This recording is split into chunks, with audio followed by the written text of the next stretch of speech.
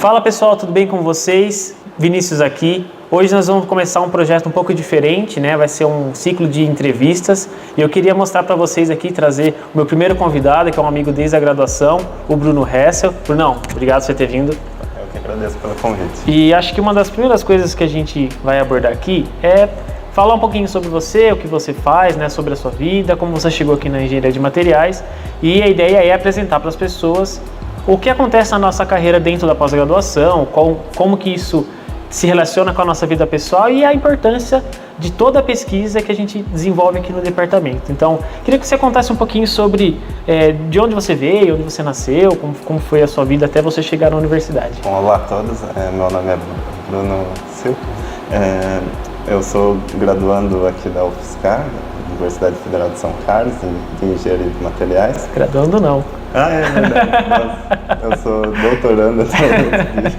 em Ciências e Engenharia de Materiais, mas eu sou graduado aqui na universidade. E eu sou nascido em Tatuí, uma cidade bem pequena do interior de São Paulo. E eu vim aqui para fazer o curso de graduação e fiquei para o mestrado, para o doutorado. Durante a minha graduação eu tive alguns projetos que eu pude participar, projetos de extensão de empresa júnior, organização de congressos, semana de engenharia de materiais, mas o que eu gostaria de falar mais para vocês é como eu cheguei para a carreira de pesquisa mesmo, para o mestrado e doutorado. Começou tudo durante a graduação, quando eu fui fazer um estágio na Alemanha, no Instituto de Pesquisa, o Instituto Helmholtz Zentrum Gestalt, que é um instituto de soldagem, não só de soldagem, mas de várias áreas, mas o departamento que eu trabalhei no Instituto de Soldagem, que fazia soldas de alumínio e de gás leve no estado sólido, então sem fundir necessariamente o material. Você tem a amostrinha pra gente dar uma olhada? Eu tenho uma amostra aqui. Aqui então, eu fazia solda a ponto por fricção, onde então uma ferramenta que tinha três elementos, então, um anel para prender as chapas e daí outras duas ferramentas concêntricas que consistiam num pino e numa camisa, que elas faziam a penetração das chapas, rotacionando o material a ser soldado e deformando uma chapa na outra, e assim fazia a ligação. Que legal. Solda. E daí foi assim que eu comecei a parte científica mesmo, minha experiência científica começou no estágio da graduação, e daí durante esse estágio eu já comecei a desenvolver uns projetos bem mais aprofundados para a pesquisa, para o mestrado, e eu voltei para finalizar minha graduação e já fiz o mestrado exatamente nessa área, junto com o professor Claudemiro Bolfarini. Tem uma pergunta. Você sempre quis seguir a carreira acadêmica ou você, durante a graduação, até mesmo durante o mestrado, você pensou em já ir para a indústria? Teve algum momento? Teve um momento que eu pensei em ir para a indústria, né? Eu fiz ênfase em metalurgia e em cerâmicas, e durante a graduação uma das minhas vontades é trabalhar numa empresa de metalurgia de base? De base, isso. Entendi. Tipo siderúrgica. Tá. Tipo siderúrgica. Mas a partir do momento que eu fiz o estágio lá na Alemanha, essa ideia eu já não segui mais. Gostei da área científica, gostei da parte da flexibilidade e do desafio da parte científica, é muito gostoso, muito... É diferente, né? É diferente. Eu acho que nem... Eu também fiz parte da empresa Júnior e a visão que eu tinha lá na empresa Júnior Mais, com o que eu fiz lá na empresa do meu pai, me deram uma visão de que eu acho que talvez não queria ir para a indústria, tentaria ir também para o meio acadêmico. Eu acho que esse paralelo, né? A gente tem possibilidade de vir para o laboratório, fazer o nosso trabalho e às vezes fazer em casa, muitas vezes, né? Uhum. E isso permite uma flexibilidade mesmo de trabalho, de uma semana, às vezes é muito corrida, é muito intensa, e outra semana é um pouco mais tranquila. Sim. E aí a gente fica um pouco mais, realmente mais, é mais fácil de trabalhar, eu acho, né? Sim, os dois caminhos, duas carreiras têm seus desafios, têm seus prós, têm seus contras. recomendo todos os caminhos, só depende de qual que você se adapta melhor e qual que te traz mais felicidade. Sim. E agora no doutorado você mudou de área, né, de pesquisa, né? Antes era nessa parte de soldagem no mestrado, né? Agora eu trabalho na mesma área que você, eu trabalho na parte de armazenamento de hidrogênio por ligas de alta entropia, que são ligas com vários elementos. Acredito que seja... Eu vou deixar no card aqui, caso você queira assistir, um videozinho que eu falei sobre o que são essas ligas de alta entropia. Acho que é uma coisa legal também, né? É um pouco complicado, pra gente que é da pós é difícil, né? Não é algo muito bem simples de se explicar, mas eu fiz um videozinho, vou deixar aqui no card para você estar assistindo depois. Mas acho que lá no nosso laboratório é uma coisa completamente diferente, né? Eu comecei, por exemplo, com material em pó, hoje eu trabalho com material que é sólido, né? Que é um bulk, que é um material só. Acho que você também começou só com pó, eu comecei já com o bulk e até hoje eu trabalho com bulk mesmo no doutorado, sim. A gente prepara a amostra para diminuir as partículas, mas em geral eu trabalho com bulk também. Mas já trabalhei com ligas que tem intermetálicos, né, C14, que acaba já da produção virtual em pó, né? Uma outra coisa que eu queria te perguntar é o seguinte, né? Você tem alguns trabalhos que você já publicou, acho que vem lá, não sei se tem da graduação, mas eu sei que tem no mestrado. Tem algum trabalho assim que seja relevante, que você pode até estar falando para o pessoal, porque a gente pode até falar do título, o pessoal pode até ter interesse em ler esse trabalho? Eu gostaria até de adicionar isso. Você falou sobre desde a graduação, né? Esqueci de citar que eu fiz iniciação científica com o professor Guilherme Zepon durante a graduação, e esse também foi um período que me influenciou bastante a escolher a carreira acadêmica, que eu fazia conformação por spray de tubos metais. A conformação por spray, para explicar assim meio por cima, a gente usa um gás inerte, como nitrogênio, argônio, para expelir o metal líquido contra uma base, né? Um suporte. Uma base, isso, que vai dar a forma do que você quer. Se for uma base redonda, girando, vai formar como se fosse um calombo, né? Isso, um calombo. E se for um tubo girando, vai formar um tubo bimetálico. Sim, eu vou deixar umas fotos aqui para vocês verem, que eu tirei lá dos equipamentos. A gente tem dois desses, né? Um que é menorzinho e esse aqui que tem a foto que eu vou mostrar para vocês, que é o que acho que é recente, né? Foi aí 2019, 2020 que eles compraram. Isso. Mas é exatamente é desse aí, né? Você consegue tanto fazer o pó quanto fazer um substrato lá, né? Isso. Eu trabalhei com o Zepon nessa parte de produzir aços super martensíticos. Também é uma classe, é um aço muito resistente e que, ao mesmo tempo, além de ser muito resistente, ele consegue alongar bastante. Então, ele deforma bastante antes de fraturar, de quebrar o material. E durante essa iniciação científica, a gente até procurou tentar fazer um trabalho escrito para publicar, mas no final a gente apresentou em congresso. Sim. Então não tem nenhum artigo dessa época, mas no mestrado da parte de soldagem, desse aqui, né? A gente publicou um artigo onde a gente correlacionava essas soldas. Elas intrinsecamente já têm um defeito quando produzem. Não é um defeito, né, porque ela já é intrínseca, uma descontinuidade. E esse defeito, ele depende do formato que ele tiver, a solda vai ser mais ou menos resistente. Nossa, que legal. E legal. daí é de acordo com a profundidade de penetração do pino. Caramba! Vai determinar como que é o formato dessa descontinuidade e como que vai ser a resistência da solda e como que vai fraturar a solda. Isso é muito interessante, porque tem um defeito que é plano, e quando o defeito é plano, a trinca ela passa pelo meio da é preferencial, solda. né? Isso. E daí quando você aumenta a profundidade de penetração, ele pode virar um defeito, pode apontar para baixo, o que vai fazer uma fratura mais resistente que tem, que ela meio que a deformação da solda, ela impede a propagação da trinca nesse formato do defeito, né? E quando o defeito é para cima, apontando para cima, ele fratura fácil de novo. Caramba. Então, meio que você tem uma condição ótima, onde você tem a maior resistência da solda e a fratura, vamos dizer assim, mais complicada de acontecer, né? Entendi.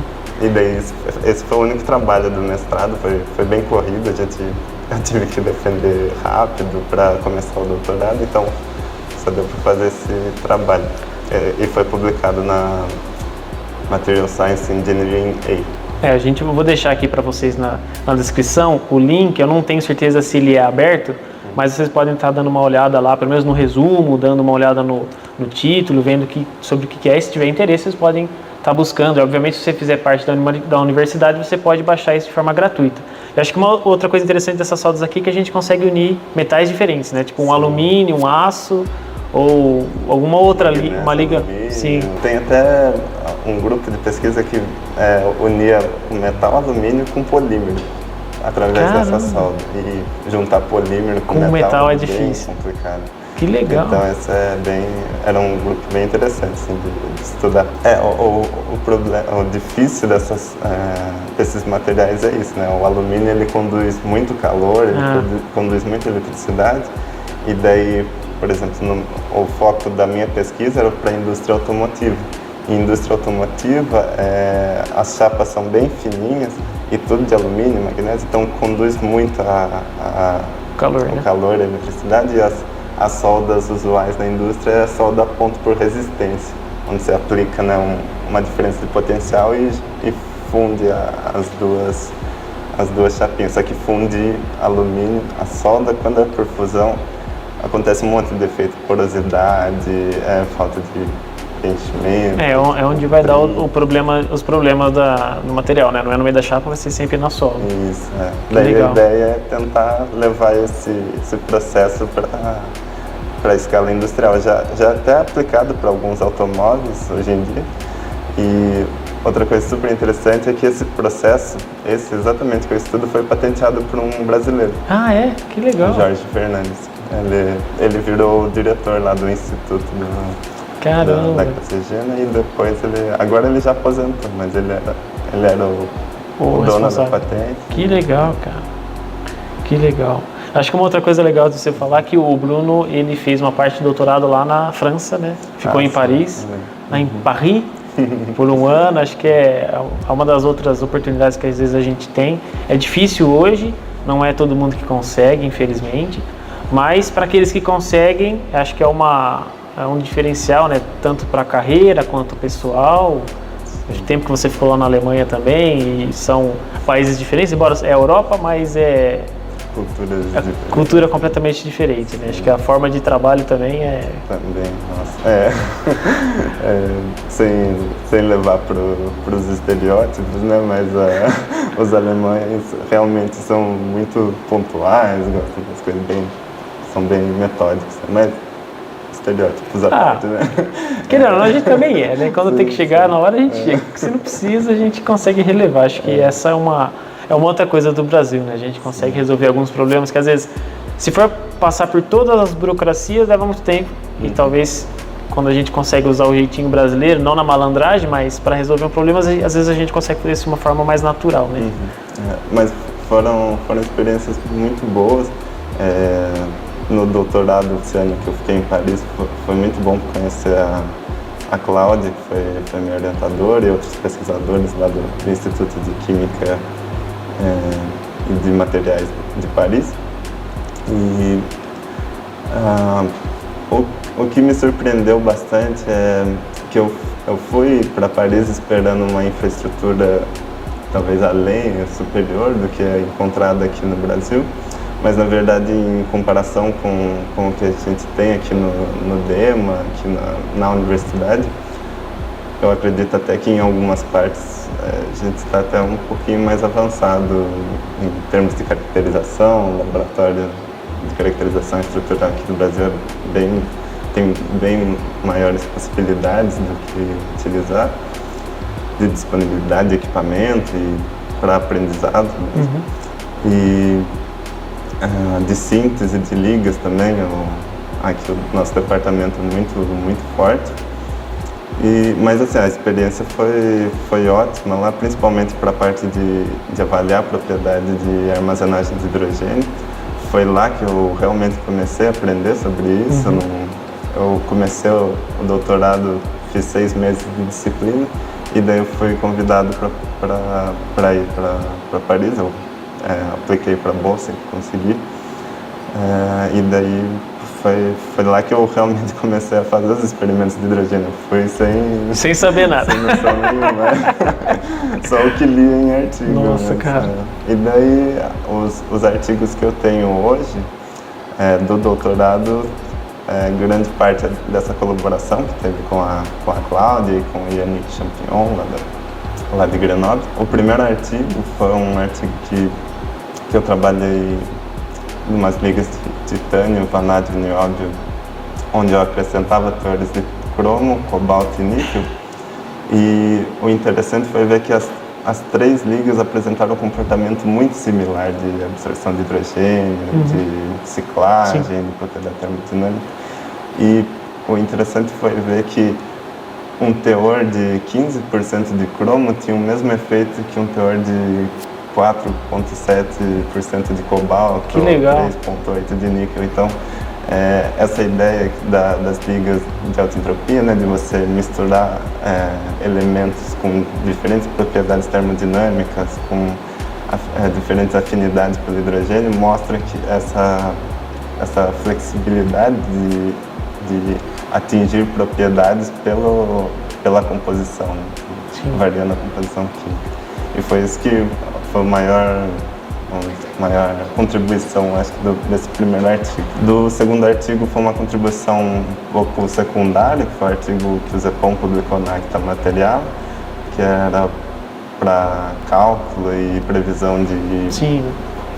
Acho que você já citou esse artigo lá no site, lá no seu canal? No canal ainda não, mas é um artigo, acho que parecido com o que a gente publicou, né? Isso. Só que é para outros tipos de liga, com outra estrutura, né? Isso, para ligas públicas de corpo centrado. Também vou deixar na descrição aqui, tá? Os artigos que ele citou, a gente vai deixar para você acessar. Acho que é interessante mostrar. A ideia é exatamente essa, né? Mostrar para as pessoas a cara dos nossos cientistas e os seus trabalhos. Acho que muitas vezes a gente só fica lá com aquele nome, o etiol, quando a gente olha para o nome das pessoas, né? Acho que às vezes é até um exercício difícil e é importante também levar. Acho que a ideia dessa nossa conversa é essa, né? Mostrar quem você é, o que você passou, né? Quais são as suas experiências e, querendo ou não, o que você publicou é só uma parte pequena de tudo que você já fez, né? Nossa, verdade. Porque, nossa, dá muito trabalho, né? Sim. A parte de desenvolvimento experimental e também a própria parte da vivência mesmo. Quando eu fui para a Alemanha, por exemplo, eu não tinha muito conhecimento de inglês. Eu tinha um inglês, sei lá, de intermediário para avançado. Não chegava a ser avançado. E a primeira coisa que aconteceu lá foi chegar e o meu orientador era um orientador da Indonésia. Nossa. E tipo, ele já veio perguntar, eu tenho esses 3 projetos aqui, tenho esse para alumínio fundido, esse daqui. Ele mostrou, tipo, 3 projetos, eu não entendi quase nada do que ele estava tentando me explicar. Eu falei, quero esse. Nem sabia o que ele estava me explicando, eu só chutei. No fim, deu certo. Foi bom, mas essa parte às vezes a gente também não se sente preparado, né? E eu acho que tem que ir confiante, tem que ir aprendendo, mesmo que você está sofrendo no começo, vai pegando, assim como o do doutorado, né? Chegar sem saber nada de francês, né? De francês e medir nada propriedade de hidrogênio. Tiveram que pegar eu desde bebezinho, assim, mas deu certo, as coisas desenvolveram bem. E acho que essa, de certa forma, acho que é a maior lição que eu peguei do mestrado e doutorado, né? Ciência não se faz sozinha, ciência é são contribuições de várias pessoas, são grupos que fazem a pesquisa. Dificilmente vocês vão encontrar algum artigo Sim. que é só uma pessoa. Tipo, É muito difícil. Muito difícil. Então a ciência é isso, é colaboração, é um ajudando o outro, é um entendendo a dificuldade do outro, ensinando e aprendendo junto. Então isso acho que é a maior lição que eu tirei do mestrado e doutorado. Caramba! Que palavras bonitas. Pessoal, Brunão, obrigado por você ter vindo aqui, ter aceito o convite, ser a minha primeira entrevista, né? Como é que fala? É quando a gente tem não é uma amostra, mas é uma cobaia. Eu queria agradecer de novo, muito obrigado, foi uma conversa muito legal. Tem coisas às vezes que a gente não sabe, porque são conversas que a gente não tem no dia a dia, e quando tem no dia a dia sempre é sobre outra coisa, né? Sim. Do laboratório, da vida. Então, queria agradecer mais uma vez e queria convidar você a curtir e aí se inscrever no canal, caso você não seja inscrito, ativar o sininho e obviamente você pode compartilhar esse vídeo, pode contribuir com o canal através do Pix que eu vou deixar aqui na descrição e também nessa imagem que está aparecendo para você. Pessoal, muito obrigado e até mais. Obrigado. Aí fala assim, não gravou nada. Vamos valendo?